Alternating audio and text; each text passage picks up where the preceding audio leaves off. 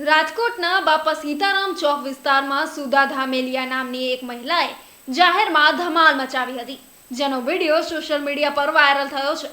આ વિડીયોમાં મહિલા અપશબ્દો બોલતી અને ઉશ્કેરાયેલી હાલતમાં જોવા મળે છે। જો કે આ ઘટના પાછળનું ચોક્કસ કારણ શું છે અને આ મામલે પોલીસ દ્વારા કોઈ કાર્યવાહી કરવામાં આવી છે કે કેમ તે અંગે કોઈ વિગત ઉપલબ્ધ નથી। અગાઉ સુધા ધામેલિયાનું નામ ડ્રગ્સ પેડલિંગ સહિતના અનેક ગુનાહિત પ્રવૃત્તિઓમાં પણ ચર્ચામાં આવ્યું હતું અને તેની સામે રાજકોટના વિવિધ પોલીસ સ્ટેશનમાં ગુના પણ નોંધાયા હોવાનું પણ જાણવા મળ્યું છે। આ તાજેતરની ઘટનાએ તેના જૂના વિવાદો ફરી એકવાર સપાટી પર લાવી દીધા છે।